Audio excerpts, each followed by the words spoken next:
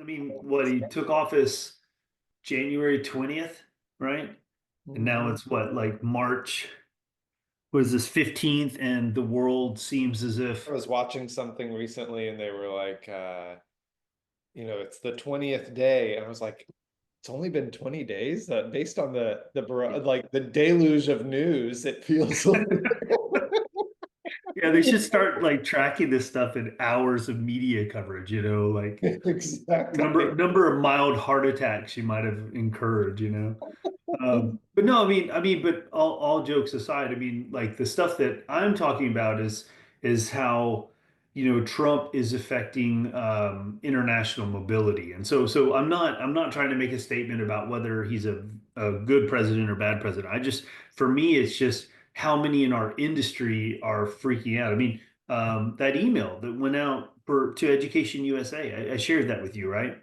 Yes. Yeah, you did. Yeah. Yeah, and that email, I mean, I don't know if you have that available, Ted, but that'd be for anyone who hasn't seen it, that would be wild, I think, for them to get a glimpse of it. But I mean, yeah, basically from what it looked like to me is Education USA was essentially, I think they use the word furloughing their staff.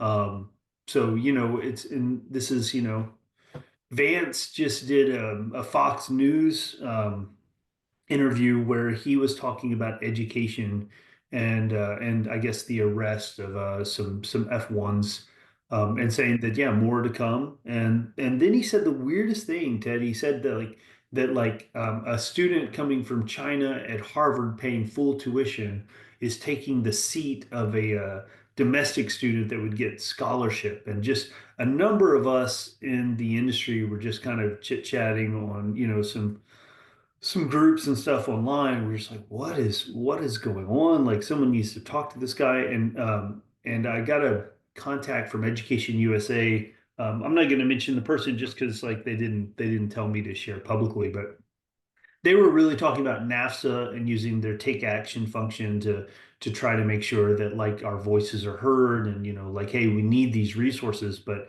man, I think it's also kind of hug an advisor day for me. Like I reached out to all my friends that I've recruited with Education USA around the world last night and was just like, are you okay? Do you need anything?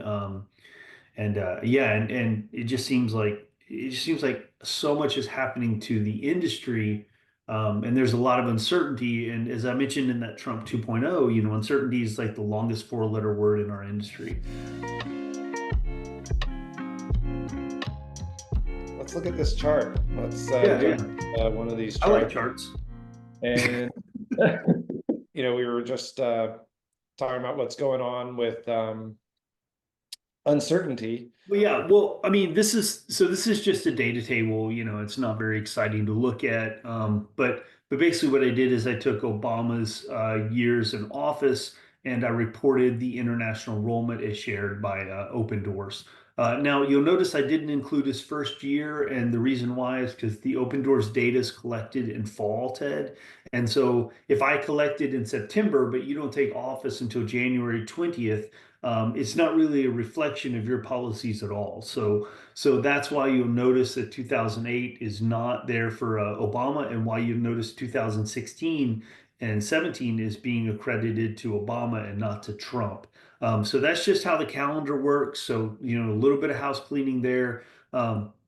So yeah, but you'll notice here that you look at this, and if you're not looking at it too deeply, you'll say, well, things seem to really go up in Obama, and then continued to go up to some degree in the first 2 years of Trump, but it really sucked when you got into 2019, 2020, or 2020, 21. Now anyone who's a history buff is going to say, oh yeah, 2020, right? That's COVID. Well, not really, because COVID didn't happen until December.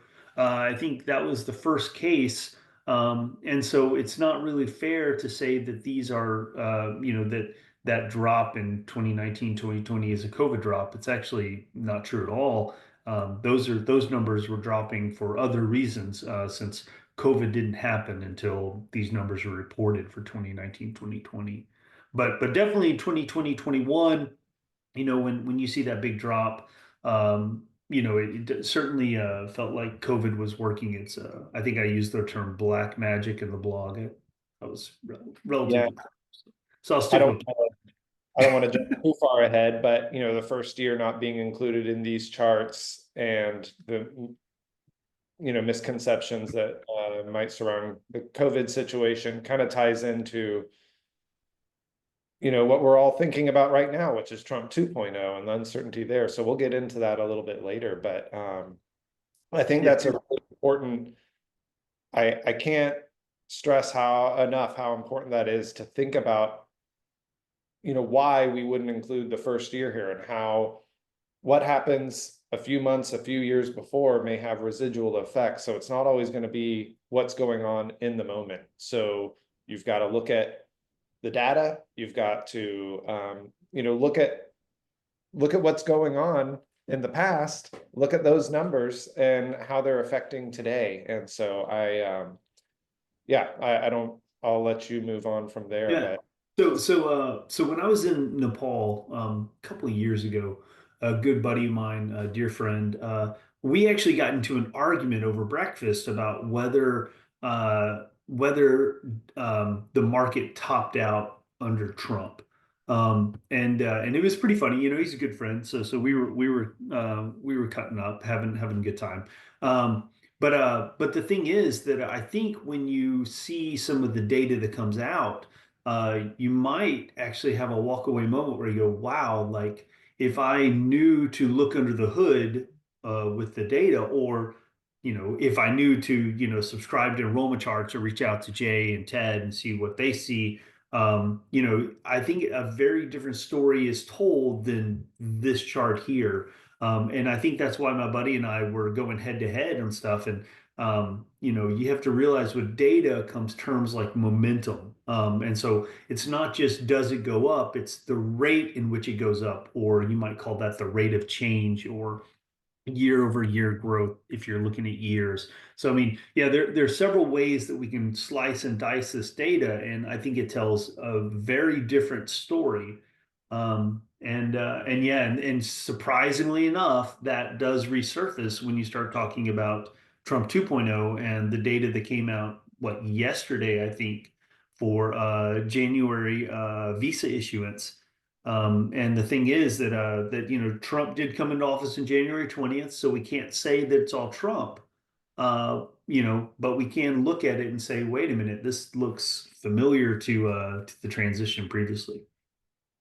yeah, and I think let's see. Do you want to jump ahead to those charts or Yeah, let's yeah, wherever you want. I'm here at your disposal, Ted. So, happy to hang out, And for full disclosure, this is for the illiterate subscribers, right? The ones that don't actually want to read the blogs, right? We're well, doing this as a friendly gesture to our subscribers who don't want to actually spend the time reading, but rather let's maybe listen to actually this. let's talk a little bit about that data there. Let me bring this up and let's talk a little bit about what was going on during Obama that might have had some carryover. And I'm just putting this up for our viewers. We've got a blue line for absolute number of international enrollments and then an orange line for year over year growth. That absolute international enrollments just means total head count. But let's Yeah. talk a little bit about this here because I think this just puts, if anyone was listening to what we were just discussing and needs a visual, this really helped me when I was reading the blog and talking to you about it. This chart just cleared up any inconsistencies for me. So could we talk a little bit about this? And Yeah, for a chart that's completely complex, I'm glad that it cleared things up for you because well, it's like it's got so many pieces, it's like I usually like my charts to be fairly simple, but it was a complex issue that I was trying to explain. So you got a lot of things happening here. So you got these two boxes, right? And that's the Obama presidency on the left and the Trump presidency on the right. You've got this blue line, those are total international enrollments. And you got these numbers on your left-hand margin, topping out at 1.2 million, right? Those are being measured, that total enrollment's being measured on your left-hand y-axis. Now, If you move over to the right axis, right, you see like 0.15, 0.1. These are really percentages, but I didn't want to overcomplicate the math, so I just left them at decimals. But basically, you're talking about 15% to a negative 20%. And so what is being reflected on that right side are those orange boxes, right? And those orange boxes, if you see below in your legend, you have YOY growth, which means year over year growth. And so basically, it's talking about, I think the math formula is this year minus last year, and then you divide that result by the previous year. So, like if I have 10, which is this year, and 5, which is last year, that's 5 divided by 5, which is equal to 1, right? And so that's basically the math of it. So anyway, so what you've got here is that this year-over-year growth, the percentage or of students that were coming each year was increasing until it topped out at 2014 to 2015, which was under Obama's presidency. So now that blue graph, the blue line, that continues accelerating up to the upside because the absolute value keeps increasing.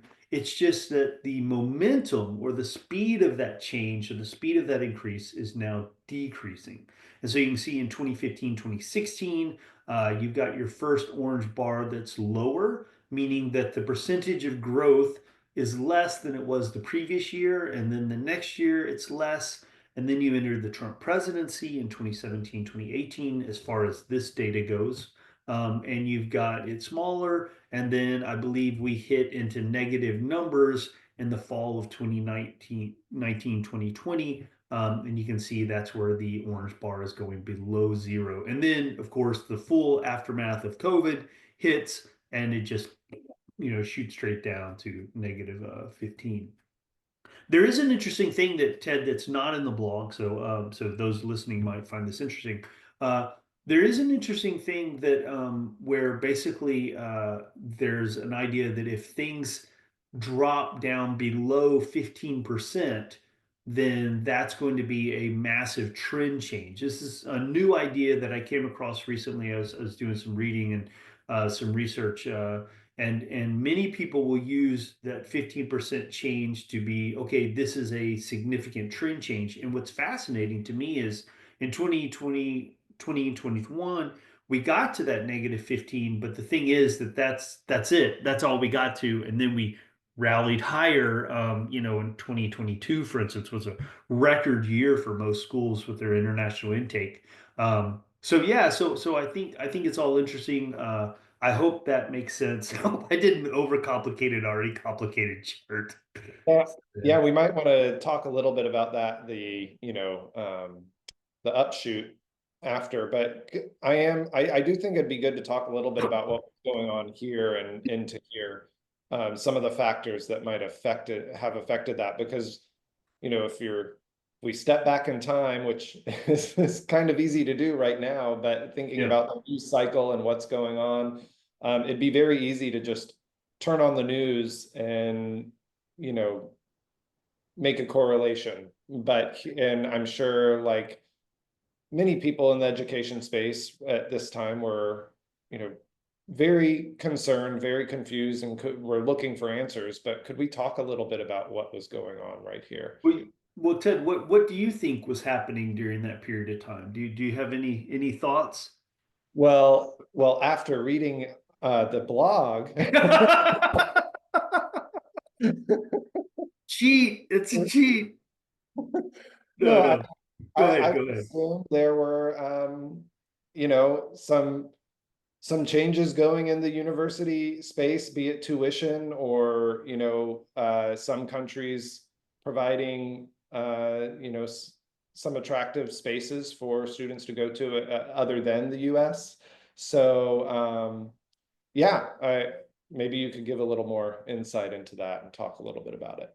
So. Well, the biggest thing is, you have to talk about the two kings, and so that's China and India, right? So if a school literally like just only recruited in China and industry, historically they would outperform schools that are recruiting in the smaller markets.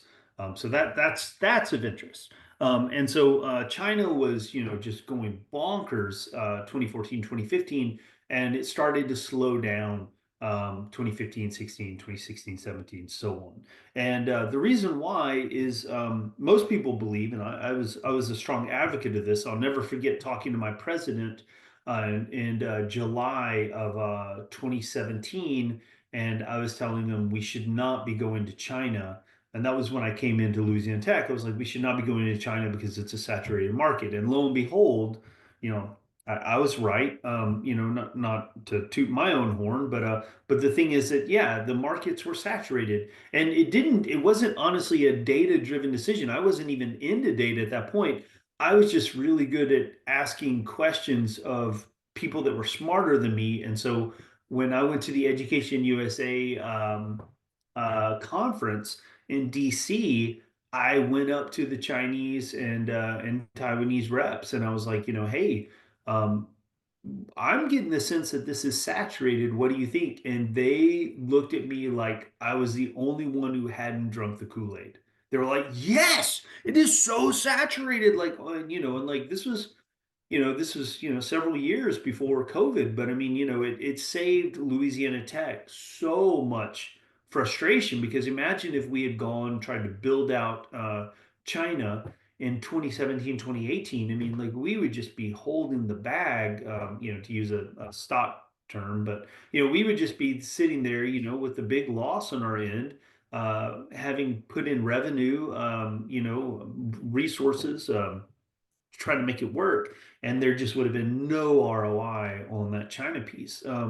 And so anyway, so yeah, so that was definitely one. But you've also got, like you mentioned, Ted, which is absolutely right. You had Canada stepping up, UK stepping up, Australia stepping up, all laxing their policies to allow international students to come in, meaning competitors were entering the market. And this has happened to us numerous times throughout history, not necessarily with education, but in other industries where our competitors step up and they say, you know what, maybe we're going to give the U.S. a run for its money. I think maybe we can do some of this, and they certainly were right. They got a lot of it. They got a lion's share.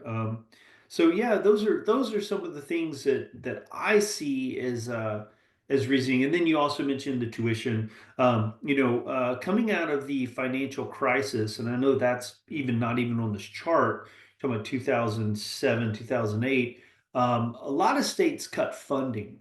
And when that happened, a lot of public schools like Louisiana Tech had to offset that by taking the money they would have gotten from the state and trying to get it from the customer or the student. And in a sense, basically what you did is you started eclipsing the likelihood of a tertiary education for many of your residents. Whenever I teach international marketing, I'll ask students like, how many of you know someone who couldn't afford to go to college? And every year it seems like the number of hands increases. And so yeah, so I think that even though it was back in 2007, 2008, you can see this chart starting off in 2009, and international students were experiencing that. I'll never forget when I came in to tech in 2017, 2018. I went to an Indian event similar to Holi, which was yesterday. And I was asking students, hey, how are things going? Again, trying to talk to the right people, trying to listen, and everyone was complaining about tuition. And the thing is that these were international students, not American students, and they were complaining about tuition not just at my campus, but at probably the majority of the listeners' campuses as well. So yeah, so I think a lot of things happened, Ted, and people probably were not aware of this transition back in 2015, 2016. We saw that first year-over-year growth begin to decline. And that certainly turned into that top that you see basically stretching from, say, 2017 to 2019, 20, and then the COVID decline that happened in 2020, 21. And I don't know if we'll have time to talk about this or if we even need to today, but funding cuts, you mentioned that making school more expensive for residents and universities, possibly needing to look to international students to help support some of their revenue, but we might get into that today. We might not have time, but I am curious if you could talk a little bit more about what was going on with India at this time. Well, yeah, I mean, India has been doing quite well. Now, when Trump came in and he announced the Muslim ban and the numerous executive orders in his first year, India was the first to say, we're going to put our money where our mouth is, and they kind of, we saw a decline in Indian numbers. Um, and so that also was going to be a major issue because you saw China declining back and they were topping out 2016, 2018, and then you had India jumping on board with a dissent with Trump's policies.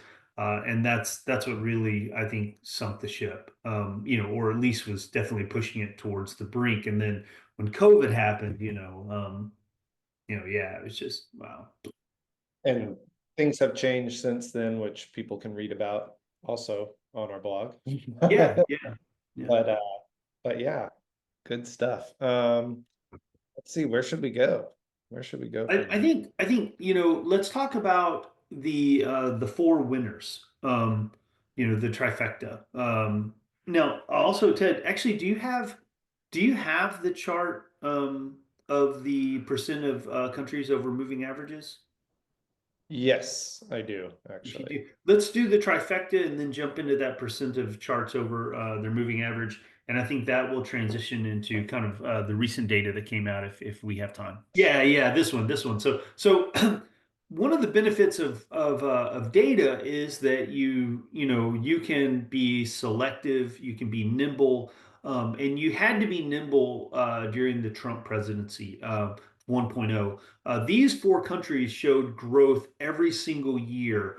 You can see the latest data in yellow, the earliest data in blue. Cambodia by far being the outperformer. It grew what 50 some odd percent over those 4 years, totaling year over year growth. I mean, you can see here each year had that percentage. I mean, so that is phenomenal. And we're not even compounding that here. That's just simply us totaling up if you looked at all the individual growths. Uganda did quite well in 2020, 2021, which led us to actually travel there. Ghana has continued to be a real winner. And Peru is the leader in Latin America, or at least had been up until last year.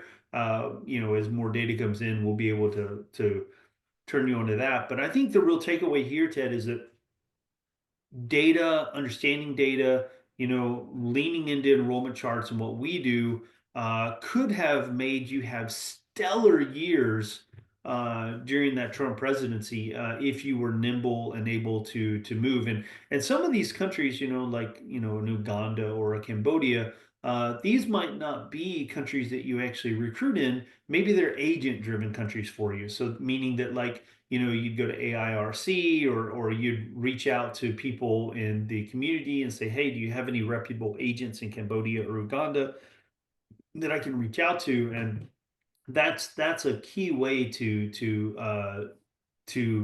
pivot when the data pivots. Since it takes 3 years, most people would agree it takes about 3 years to go and build a brand in a country. But at the same time, agents have a brand, and so if you can find the right agent and utilize them, that's definitely a good strategy. So that when our data shows changes, you're able to say, you know what, I don't have an agent there. It's time for me to go work on getting one and say, Malawi or whatever, which only sends like 500 students a year to the US, but those numbers have like doubled for the last several years. So you might be thinking, you know what?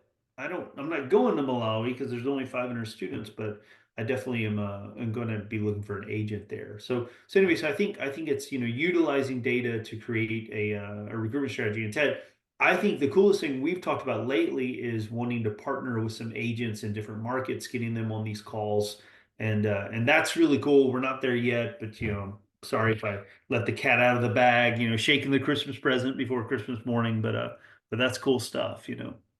Yeah, and I mean, just a reminder to reflect on the data and reflect on your university's needs and what you offer, that's going to paint a better picture as far as where to go look rather than looking at the news or listening to the hysteria, because that can really trap you in a cycle. And so I think also, Ted, time frame's important. So time frame, yeah, for sure, yeah, for sure. like so if you're trying to cover revenue losses that you're expecting for the fall, you're in a tight window. Like you've got to figure something out, figure it out quickly, and that's going to be a hard lift. But if you also have time frame where you're like, you know what, I've got 3 years to go build a brand in a new country. Well, guess what? The Trump presidency is going to last 4 years, right? And that doesn't sound like a bad strategy. That's actually what I'm pitching to my university. So, I think this is a great growth opportunity if we have a long enough time frame. It's a good opportunity for us to go where we've been wanting to go, but have been distracted by the high volume we're getting out of our other markets. So I don't know. I mean, I don't know what's going to happen in a year, 2 years, 3 years. I have no crystal ball. But what I do know is that if I look at past data, and if that gives me any sense of what to expect in the future, I'm thinking that now's the time to go and build out my market versus what I expect a lot of my competitors to do, which is probably to, say, hey, it's not worth going and recruiting, so I'm not going to go and do that. I'm going to save money for my company. So again, it's all about time frame, and it's So all about reacting through data and not reacting through your gut or instinct or emotions, because that right there would have kept you out of these four markets, and you would be just in a very different place if you had said, you know what, I'm gonna be open to opportunities. sometimes, yeah, the best course of action is to stay course, prevent losses, make a plan that you can build out over time, but prevent losses in the meantime. Let's Okay. let's look at that percent of countries over their 5 year moving average. I think so. This is a chart that we talked about, Ted, in the open doors call, where we invited subscribers to come and see the way we look at data. And so the interesting thing about this chart I pointed out in our call was that the previous high for the percent ascending countries above their 5 year moving average, and I guess I should break that down for anyone who wasn't on this call. So basically, if you take an average, you take five, let's say you had five classes this semester, right? And you got a B, a C, and a C, right? And you add all those up and you divide by five. Well, guess what? You got a B average, right? And so what I did is I just took 5 years of data, added them all up, divided by five, but I did that over time. And so that gives me what you call a moving average. That way I can see how the average changes with time. And so what was interesting to me was that the high previous to the 2022 rebound was 63%. 63% of all countries were sending students to the US at a rate that was above their 5 year moving average. And just in general, if things are above a 5 year moving average, that is good. If things are below a 5 year moving average, that is a no bueno situation. And so 63% was the all-time high as far as annual data goes back from open doors. And I thought it was fascinating that back in 23, 24, we hit 63% again. We were back at the previous high. Now, I don't want to make this sound like there's any voodoo going on or anything like that. But, to me, I was sitting here wondering, is that the maximum amount of countries that can participate in an uptrend before it just has to correct itself? Like it has to kind of what we call mean revert. It has to go back to the average. It's almost like it's like we talked about the rubber band theory. Something gets stretched so far that the rubber band's tension increases until it snaps back and snaps back hard. And so we definitely saw this at the 63% previously. My question is 63% now a level that we need to be aware of, that when we get to that point, we need to kind of slow our jets, slow our roll. Things have just gotten to a point to where maybe it's a little overextended to the upside. And Ted, I think we've certainly seen that with the India decline and other stuff. There's definitely more recent data. This is going much longer than we thought, so I hope people aren't getting bored. But do we have time to look at some of the more Yeah, recent stuff, or where are we at? let's do that. I think I've got it up next. Yeah, Yeah. yeah, here we go. So January F1's the visa data came out yesterday, or it might have come out the day before, maybe I missed it, but I do tend to check it daily. And I'm really glad because I was honestly worried that with the cuts in government employees that maybe whoever was doing this is no longer there, but glad this was available. So these are the total number of international visas globally, right? This is India, this is China, this is Malawi, this is Nepal, this is Burma, this is Bangladesh. This is all of them added up every January, right? And then I'm comparing one January to another January. So January 2017, 2018, January 2018, 2019, right? And so what we see here is, that we were moving and grooving up until 23, 24, and there was no reason to believe at 23, 24 that we were going to stop increasing. So this idea that was a given, that's not true. What happened was this January. This January we saw a complete decline, making it so that as the amount that we were able to get up to post COVID, at least for the month of January, is less than we were able to get up to in 2017, 2018, making this a downtrend. That's significant. Now, it's also significant to realize that January is kind of a weak month for visa issuance. It tends to decline 77% from December. So, whatever number you got in December, right, you're going to see that reduce 77% in the number issued in January. So, January is a pretty weak month, doesn't really give us a lot of insight. And plus, Trump didn't come into office until January 20th. So, it's hard for us to say that this is a Trump thing. But what I see, Ted, in this chart are similarities to what we saw with the Obama, the year over year growth. You can see right here, yeah, the increase is definitely not happening over time here in January. And is that a glimpse into something that we need to be aware of? Now, I think if you look at, did I share a chart for India, Ted? I can't remember. I was trying to put out a few of these charts this morning. I'm not sure if I did India or not. See, I think I only have one more chart from, yeah, yeah. Okay, perfect. So this is India. And so I will follow my sword here. I wrote a blog saying that I think India will rebound. Again, January is not an important month here, but that's a pretty ugly looking chart, Ted. This is, I don't care what you're measuring. If it looks like that, don't do it.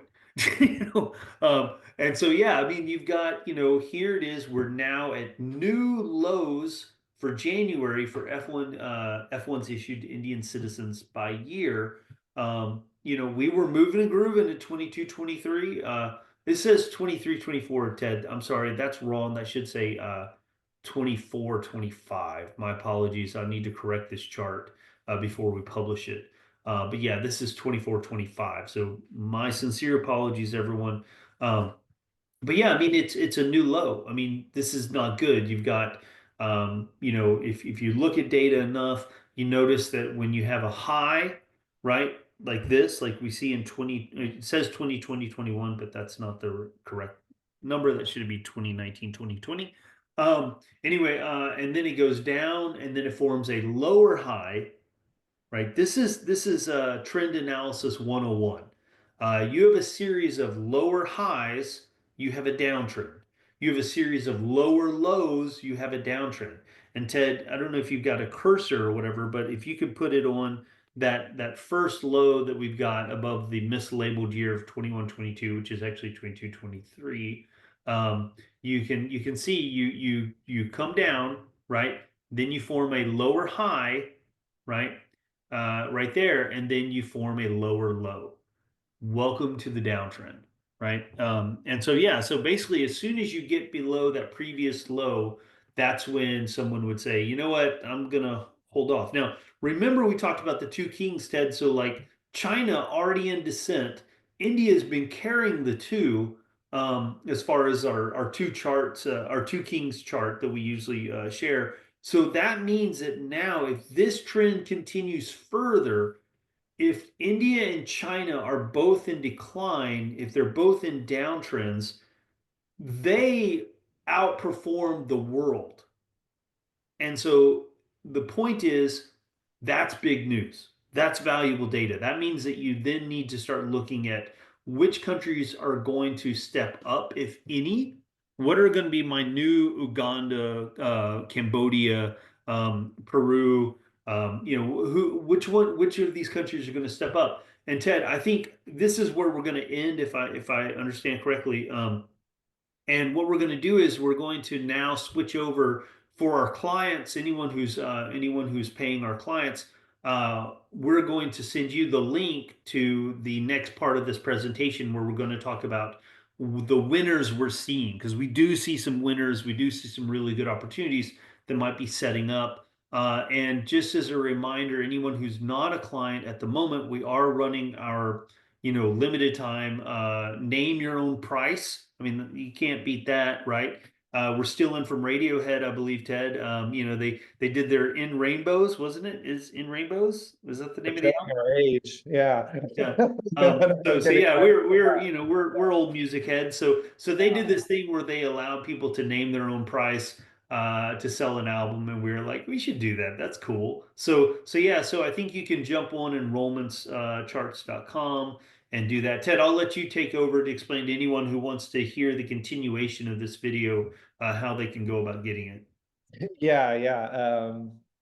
We're following up the music history with chart history here, chart access history. But you can the link right now at our website for the next, I think, couple weeks until April 1st will take you to a sign up or a PayPal link where you can name your own price and get access to the more detailed analysis that we have in our monthly call, and that'll be, I think the deal is up until April 1st and it'll be good for the next 3 months. So the So plan. basically, anyone that doesn't sign up for it is a fool based on April Fools, right? Exactly, exactly. That We was the picked idea April behind it. Fools. Yeah, yeah. Anyone who doesn't have a credit card that they can put some amount of money on, right? Yeah. But that's a good detail too. Right now, for this situation, it's credit card only, but if you have any questions about that or you really want to join and we need to work something out, just shoot us an email and we'll figure And something. probably the best part for clients, I think, are the EC scores,